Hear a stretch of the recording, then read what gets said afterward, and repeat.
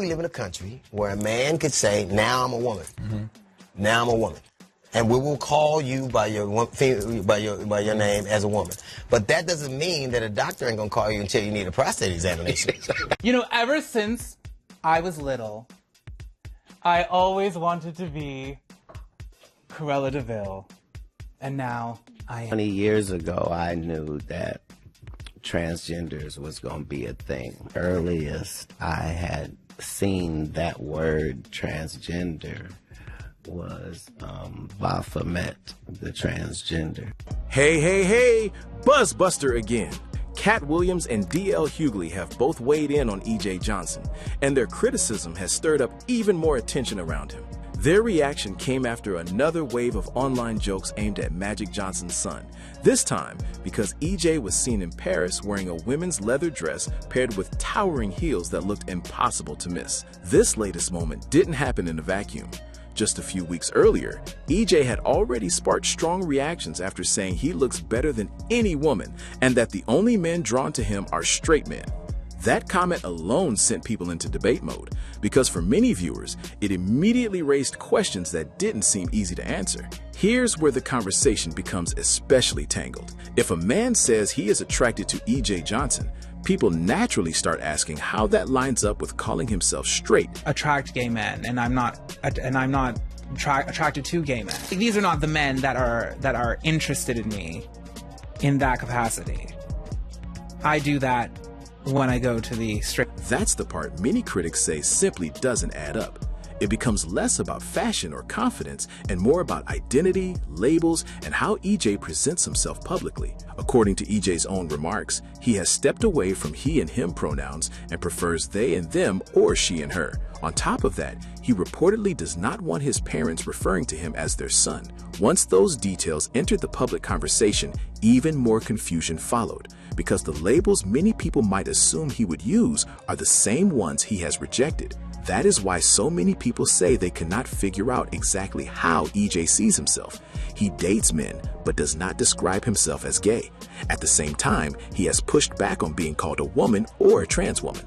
Plenty of media outlets have tried to place him under terms like non-binary or gender fluid, yet those descriptions have also been dismissed. EJ grew up with fame and luxury. Many people thought he would become a basketball star like his father, but instead EJ followed his own dream. He chose fashion, modeling, and television. Later, he told his father that he was gay and wanted to live freely as himself. Naturally, that leaves the public trying to sort through a mix of statements that seem to point in different directions. One moment, EJ is embracing feminine fashion and using pronouns outside their traditional male category.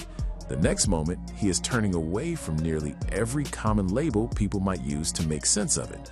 For critics, that creates a situation where every answer seems to open the door to even more questions. What really intensified the backlash, though, was not just the clothing or the pronouns. It was the confidence behind statements like saying he looks better than any woman. Comments like that tend to inflame people fast because they move beyond self-expression and into comparison. Once someone frames it that way, it invites a stronger reaction from both supporters and critics.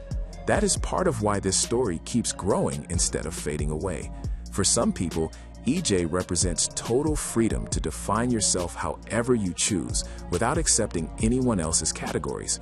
For others, the issue is that he appears to reject every label while still making bold claims that rely on those same labels to get attention. That contradiction is exactly what has fueled so much of the online debate. Then came the Paris appearance, which pushed the conversation right back into the spotlight. What is the bag? Come on, sir. Oh, Hermes. Yeah. Okay, I got you.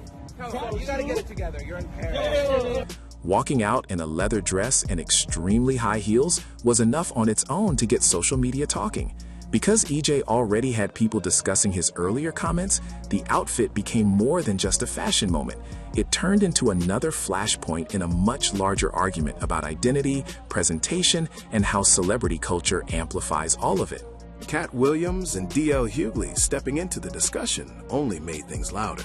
When comedians with that level of visibility comment on a story like this, it does not stay in one corner of the internet. Suddenly, what might have remained gossip becomes a full-blown public debate, with clips, reactions, and commentary spreading everywhere. At the center of all this is a basic tension the public cannot seem to let go of. People are trying to understand how EJ wants to be seen, but every attempt to define it seems to hit a wall. He does not want one set of pronouns, but he also does not fully accept the labels many assume go with the pronouns he prefers. Attract gay men, and I'm not attracted to gay men. These are not the men that are interested in me in that capacity. I do that when I go to the straight. He dates men, but does not identify with the term many people would expect.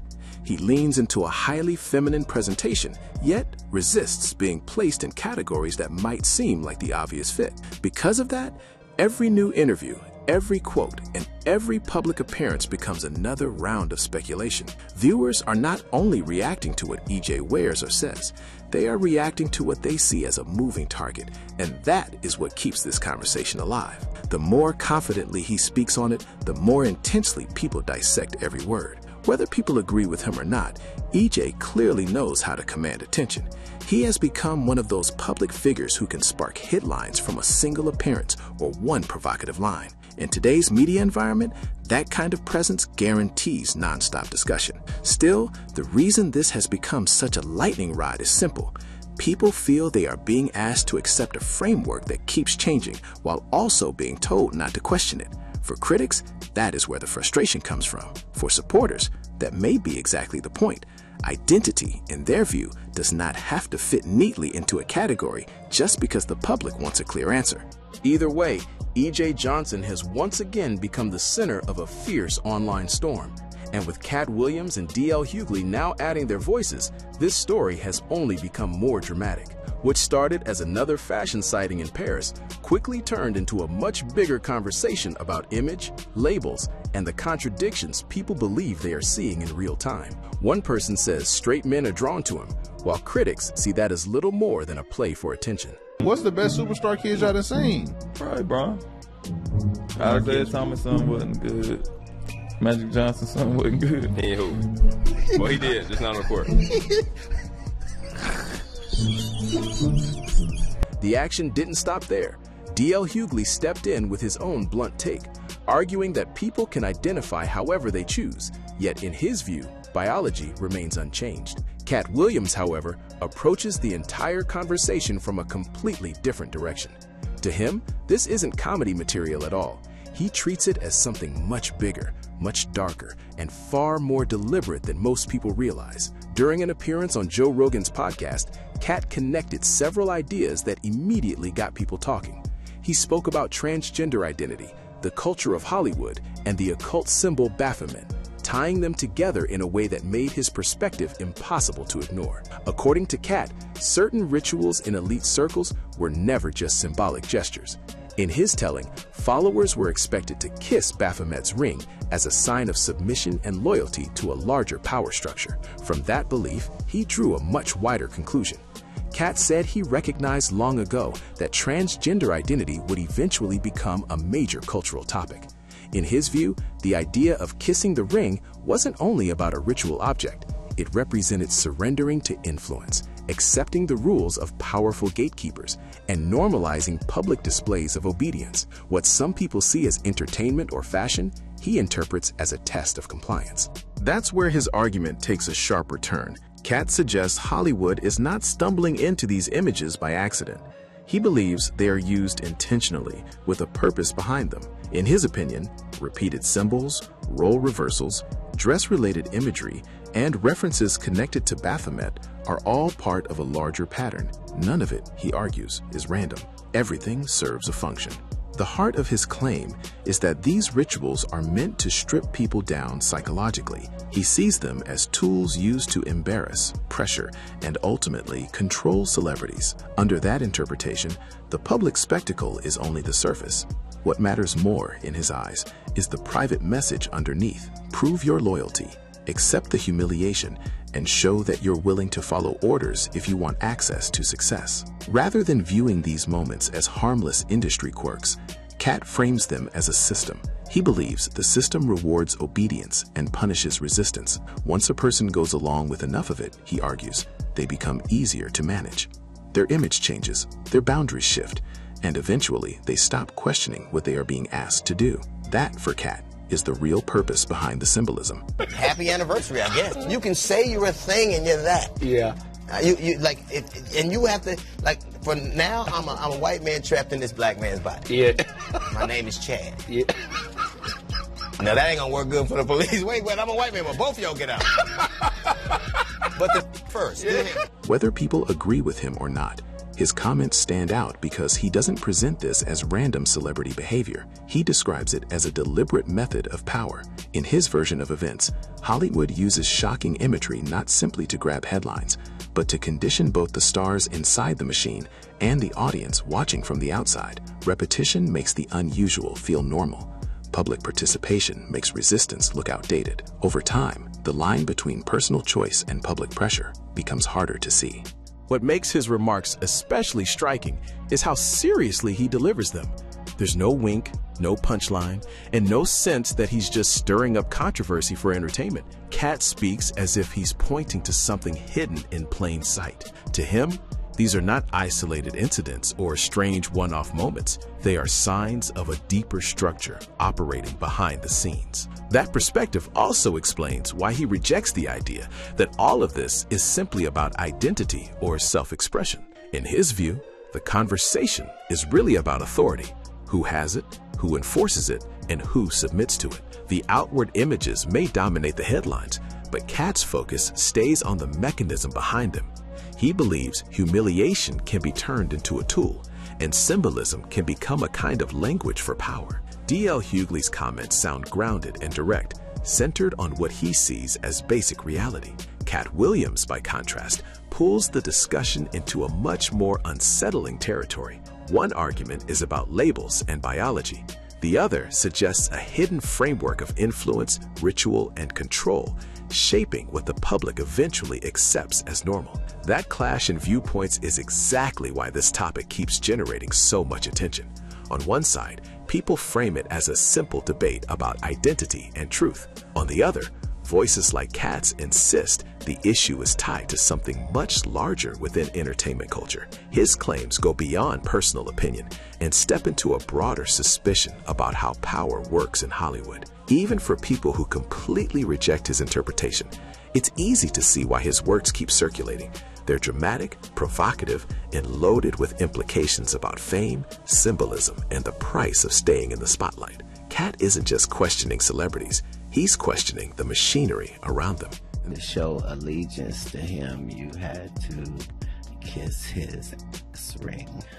Really? And it said both of those things, so I knew that both of those things would become popular in the future. And that's what makes his perspective so controversial. He's not saying these images appear by chance. He's saying they are selected, repeated, and amplified for a reason.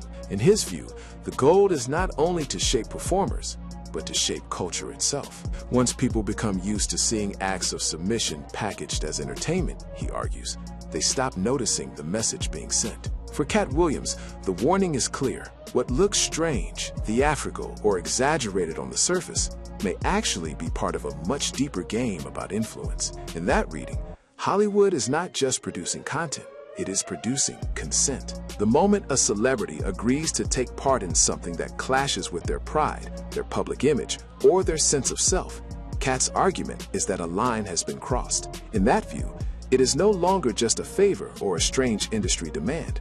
It becomes proof. Proof that they can be pressured, shaped, and pushed into doing what they are told. According to this theory, that is one of the ways the entertainment world keeps people obedient. Speaking up in that kind of system comes with a price. Once damaging material exists, the risk is always there. A career can be undermined, a reputation can be torn apart, and years of work can disappear almost overnight.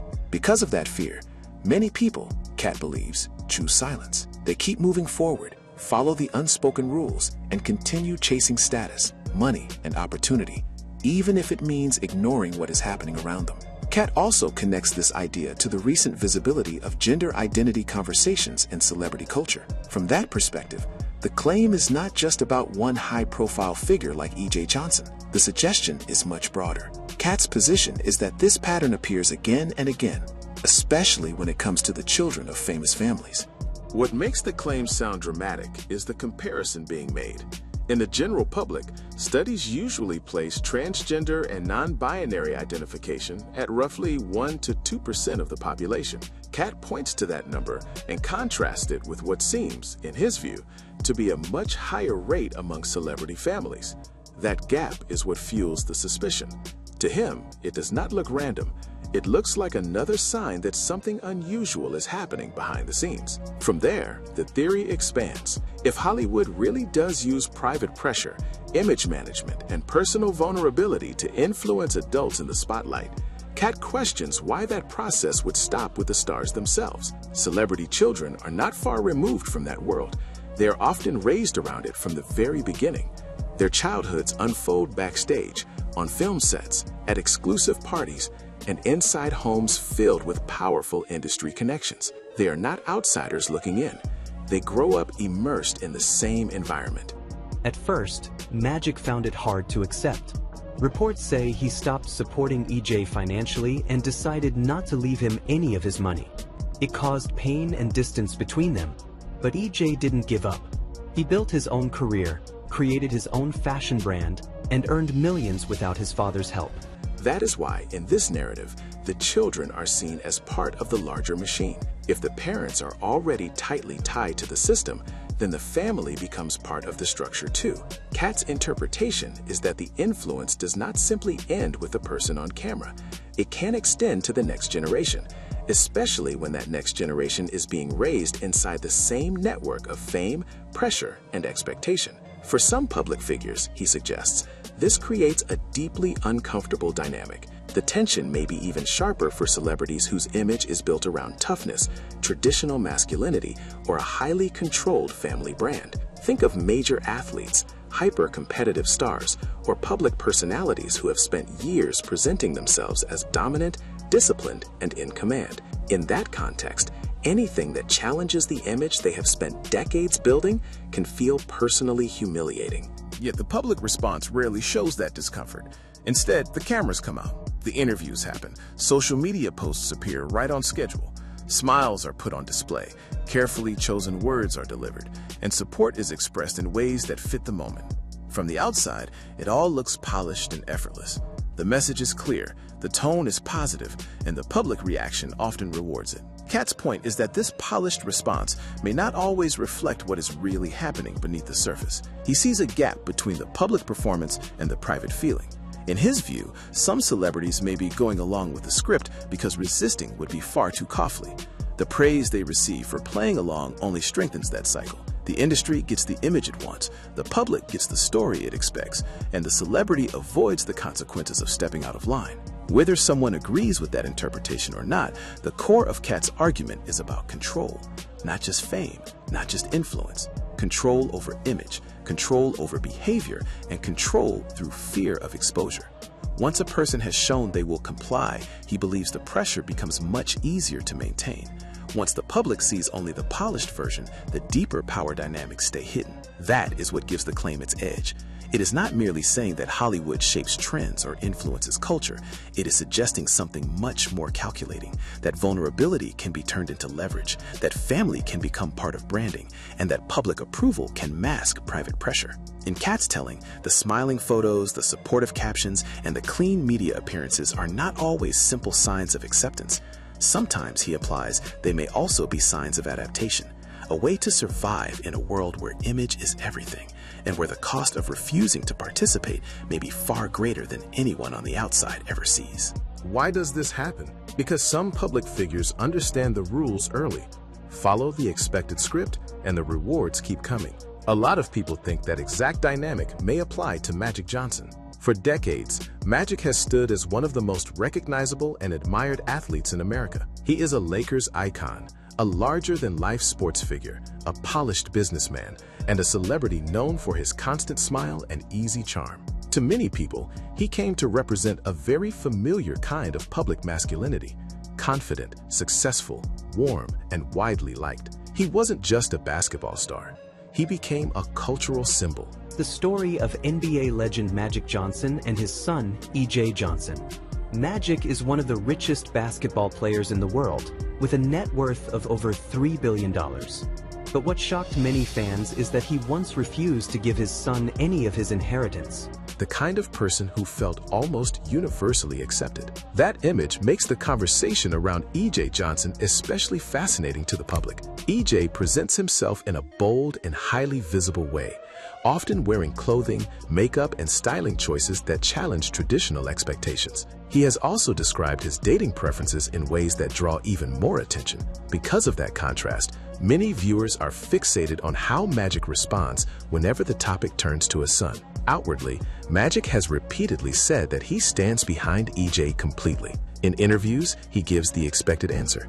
He loves his son, he supports him, and family comes first. On the surface, that sounds clear and direct. Yet some people remain unconvinced, not because of his words, but because of how he appears while saying them. According to critics and online commentators, there are moments when Magic looks uneasy during these conversations. They point to hesitation in his delivery, pauses that feel longer than expected, and a lack of steady eye contact. Instead of looking relaxed and natural, they believe he appears tense, almost as if he is carefully choosing every word. Fair or not, those small details have fueled a much bigger speculation machine. Another detail has also sparked discussion.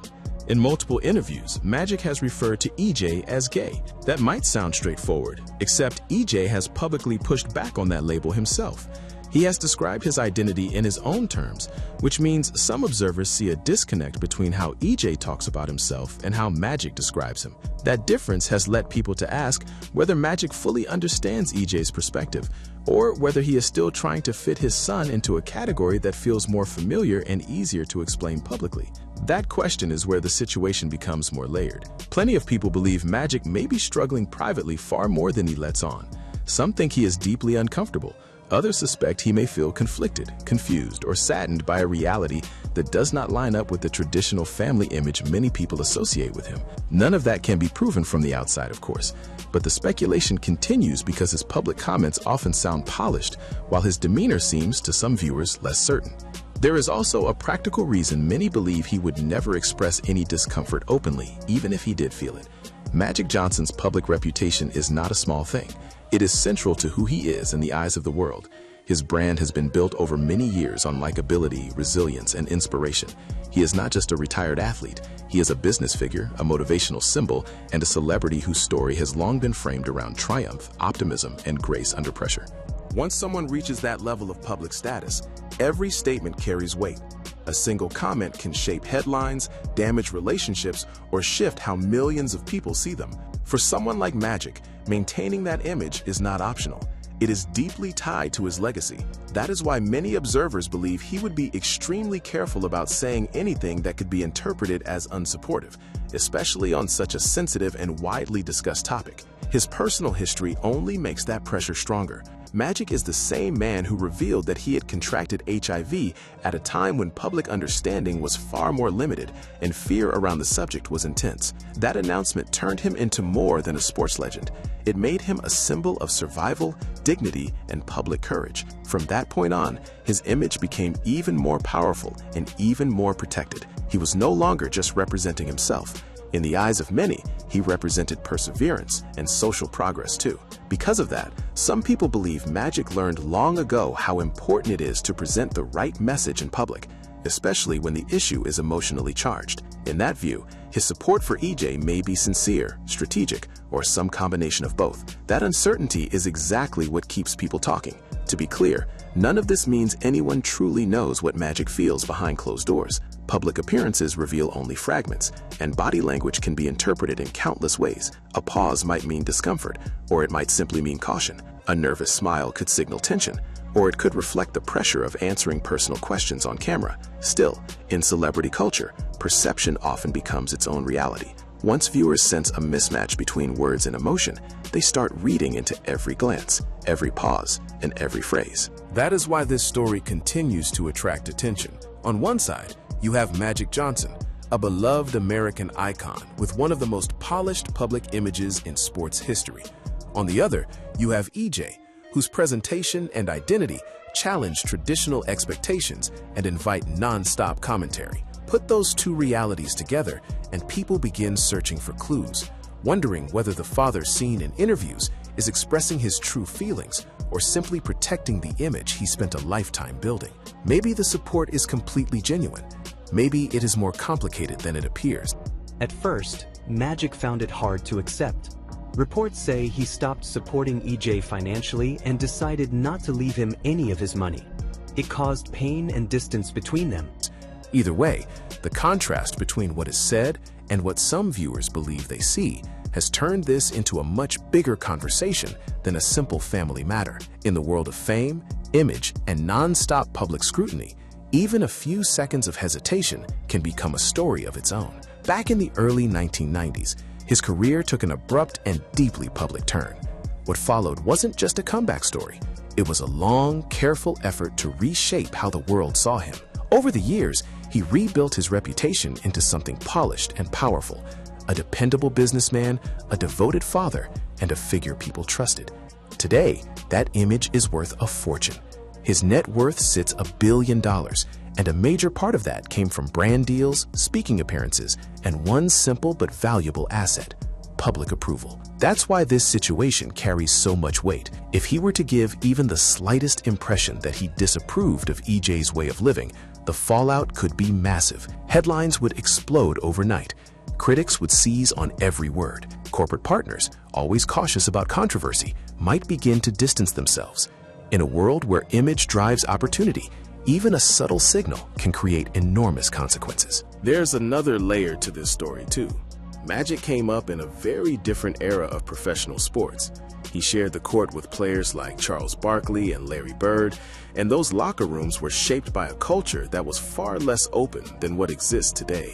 The environment around male athletes back then was built on a narrow definition of toughness, masculinity, and acceptance. Sensitivity around identity and self-expression simply wasn't part of the mainstream conversation in the same way. By the time EJ publicly embraced who he was, the broader culture had changed dramatically. Public attitudes were shifting. Entertainment, media, and sports were all moving in a more inclusive direction. Expectations had changed too. A public figure in Magic's position could no longer stay vague or silent without being judged for it. He was faced with a choice: adapt to the new climate or risk being cast as someone out of touch.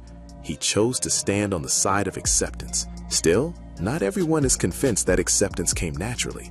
Plenty of observers have questioned whether his public support reflects his private beliefs, or whether it's simply the smartest move in a media environment that punishes any sign of disapproval. That doubt is what keeps this conversation alive. People don't just watch what he says, they study how he says it, when he says it, and whether it feels genuine. This is where Katt's theory enters the picture. Her argument centers on the idea that the entertainment world uses symbolic public moments to manage celebrities, pushing them into roles they must embrace in front of the cameras, whether they fully agree or not. In that view, the celebrity's job is to smile, play along, and protect the brand at all costs. Now place Magic inside that framework. Here's a man who built his identity as one of the most dynamic and traditionally masculine stars in sports history. He came from a generation that placed enormous importance on a certain code: strength, control, image, and a conventional idea of what a man's family should look like in public. Seeing his son confidently appear on television in dresses and heels would, for many people from that background, be a major adjustment. That doesn't mean there's anything wrong with EJ. The point isn't about judgment toward him at all. It's about the distance between two very different worlds. On one side, you have the values Magic was likely raised around and surrounded by throughout his playing days. On the other, you have a newer cultural landscape that celebrates openness, individuality, and freedom of expression. For someone from Magic's generation, bridging that gap in public and doing it gracefully would not necessarily be simple. Yet that's exactly what the public has seen him do. He shows up, he sits courtside, he poses for pictures with EJ, he smiles in front of cameras. Those images send a clear message, whether they come from personal conviction, careful media awareness, or some combination of both. The visual matters. In celebrity culture, public gestures often speak louder than private feelings ever could. That's why people keep debating it. Some see a father who evolved, accepted his child, and chose love over old assumptions. Others suspect something more strategic, a man savvy enough to understand that in today's climate, visible support is not optional if you want to preserve your reputation and business empire.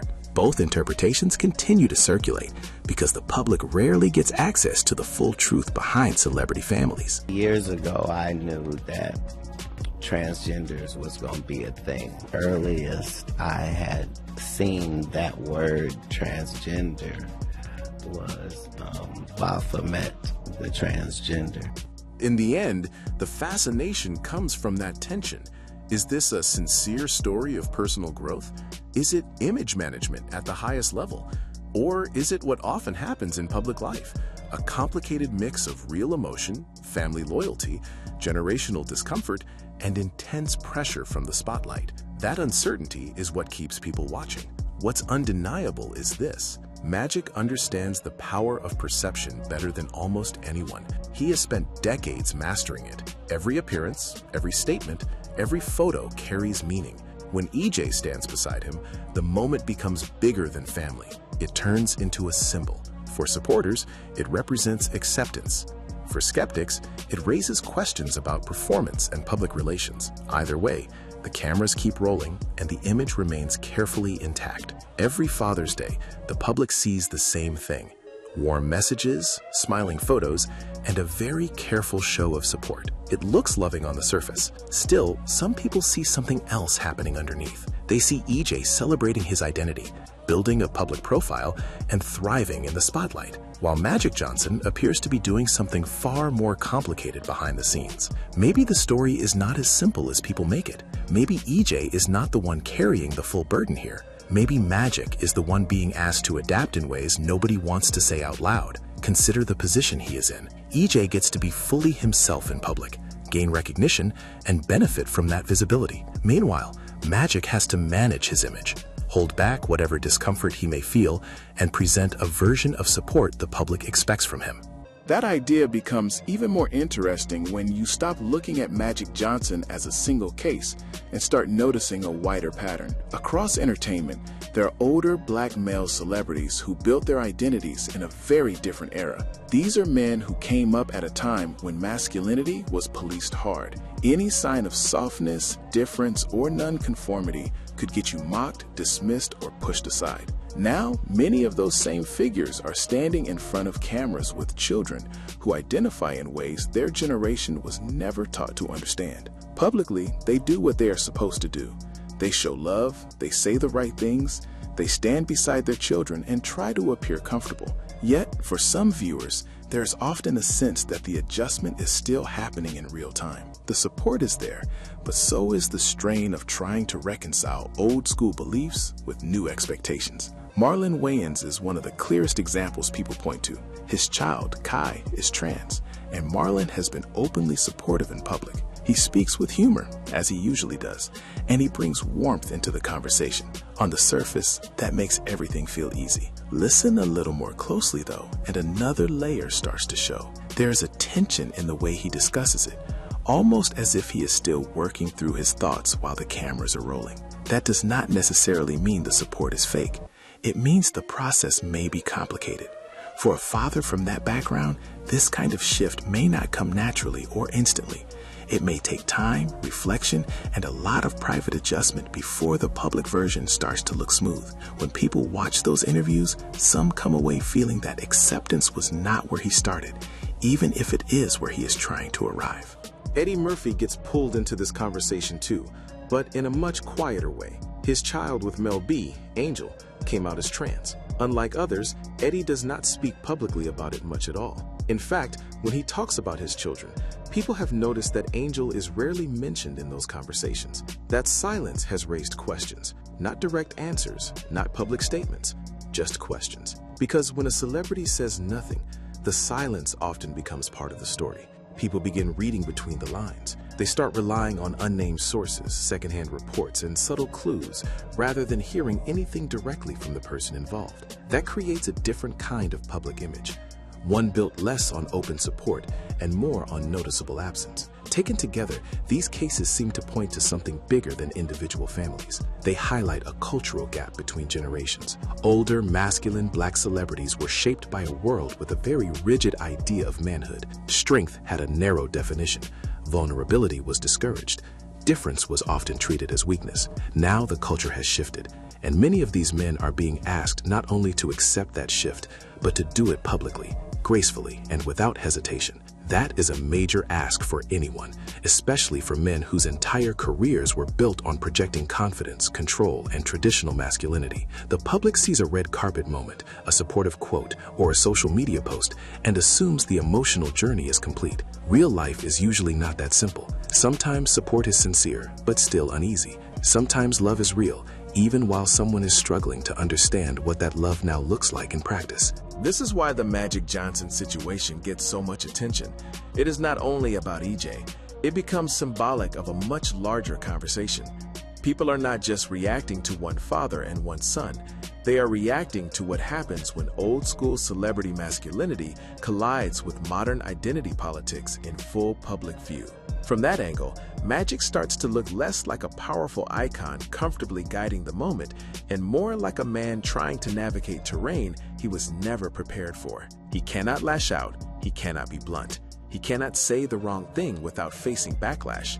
What he can do is smile, stay composed, and keep the public performance intact. For some people, that does not read as effortless acceptance. It reads as restraint. None of this erases EJ's experience or minimizes what it takes to live openly. It simply shifts the lens. Instead of seeing only the child stepping into the spotlight, some viewers also notice the parent standing beside that spotlight, adjusting in silence. That tension, that quiet recalibration, is what keeps this topic so fascinating. Once you spot it, it becomes hard to ignore. The pattern shows up in interviews, family photos, carefully chosen words, and even in what goes unsaid. In these high-profile families, support is often visible, but comfort is not always as clear. That difference is where the real story may be hiding. Eddie says he embraces Angel completely. Still, if that pride is as strong as it sounds, some people wonder why he rarely speaks on it in public. He openly mentions his other children, which naturally leads critics to ask why Angel seems to get far less attention. Compare that with Dwayne Wade, who took a very different route. He has been highly visible in showing support for his daughter Zaya, making his stance clear whenever the subject comes up. To some viewers, that level of openness feels admirable. To others, it almost seems unusually deliberate, as if he is working extra hard to leave no room for doubt. What makes these situations so fascinating is the image these men spent years building. Their public identities were shaped around confidence, strength, style, and a very traditional idea of masculinity. Now they are navigating a completely different kind of pressure. One wrong phrase can spark backlash. Even saying nothing at all for too long can turn into a headline and trigger criticism from every direction. That is why people keep debating whether silence means discomfort, privacy, caution, or something else entirely. Public support can be praised as loving and progressive, yet it can also be questioned as performative. On the other side, keeping family matters out of the spotlight can be defended as respectful, but it can also invite suspicion. No matter which path they choose, the response is intense. There is another layer to this conversation when people bring up EJ Johnson. His relationship with Magic Johnson has been discussed for years, with many trying to read between the lines and decide whether what they see is full acceptance or something more complicated. Some believe the support is genuine and obvious. Others feel there may be a difference between loving someone privately and feeling fully comfortable publicly.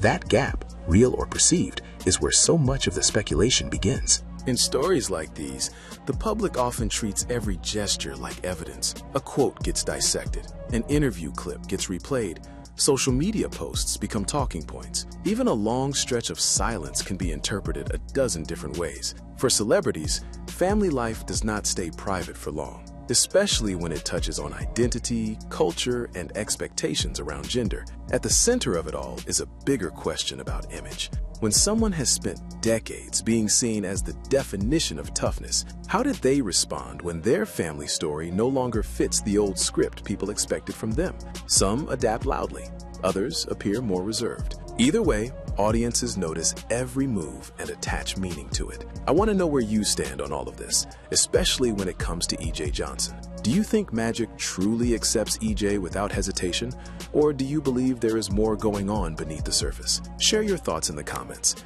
And if you want to keep this conversation going, make sure you watch the next video.